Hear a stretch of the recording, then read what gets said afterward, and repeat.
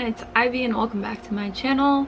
Today I'm going to be doing a reading wrap up. This is technically for June, but in May I did forget to include that I read She's Too Pretty to Burn by Wendy Hurd, and I ended up giving that one 2 stars. It's supposed to be a YA thriller, though there was really nothing thrillery about it.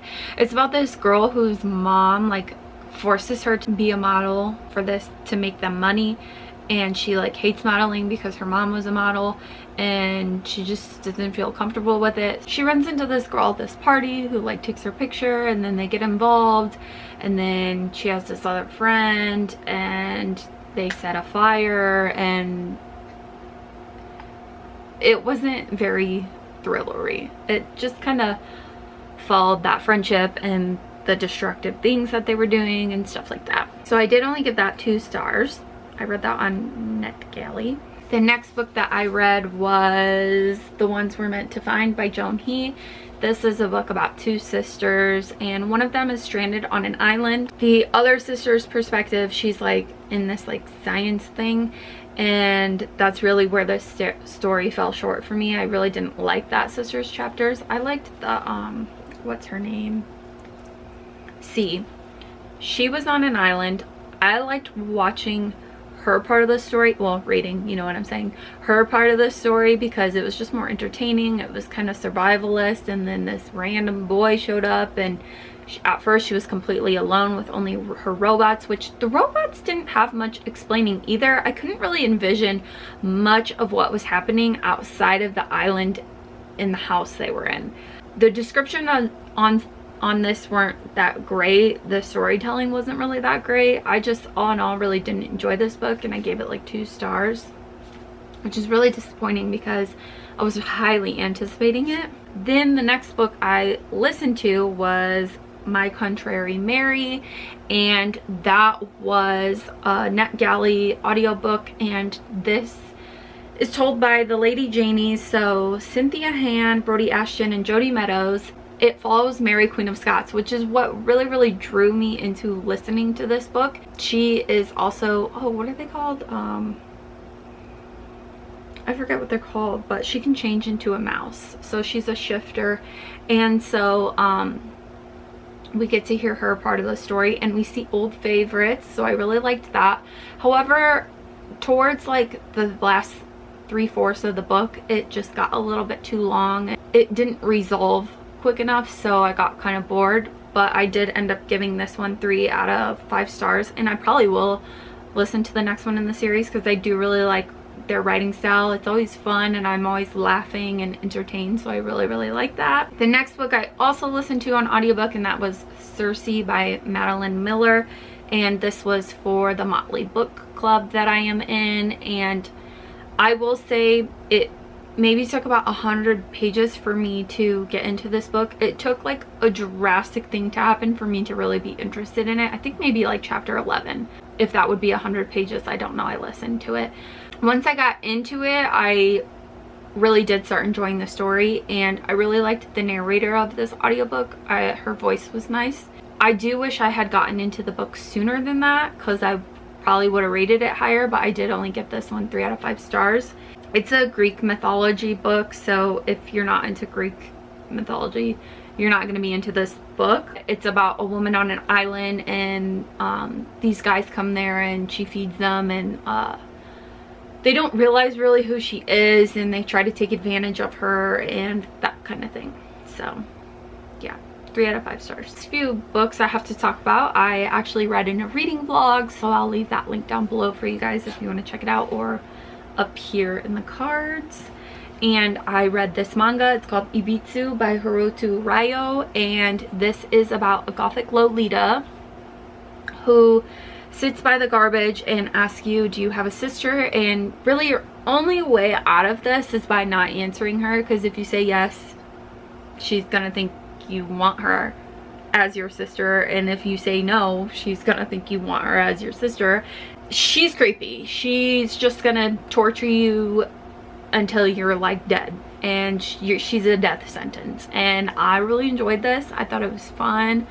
I mean, if you like dark things, then you'll like this. I enjoyed it. I gave it 4 out of 5 stars. The next book I finished, I also read from NetGalley, and that was Everyone Dies Famous in a Small Town by Bonnie Sue Hitchcock. And I just have to say, it's a collection of connections of people's lives, kind of the same way The Smell of Other People's Houses was. However, this one I did not enjoy at all. I connected to maybe like 2 of the stories, and they were odd, I guess oddly enough, some of the more darker stories within this book, so that's kind of interesting, which I'm just now realizing. Yeah, I only gave this one 2 out of 5 stars. I wish I had enjoyed it more and connected more with more of the stories like I did her other novel, but I just didn't. So that's really all I have to say about that. Then this book is The Children's Bible by Lydia Millay. This book is about, it's supposed to be about like children through a dysfunctional thing, and a storm happens and they're on a dysfunctional family vacation, and I DNF'd this. It was terrible. I can't even talk about it. I didn't like it. I didn't like it at all. It wasn't what I expected. If you watch that vlog, you'll just know I was just like over it. And then the final book I have to talk about is Before the Coffee Gets Cold by Toshikazu Kayogochi. I cannot get it together when I have to pronounce people's names, so I'm always apologizing about that, but I do try. So this book, sorry by the way, I had to keep my phone in front of me because I couldn't remember everything that wasn't like physically in front of me.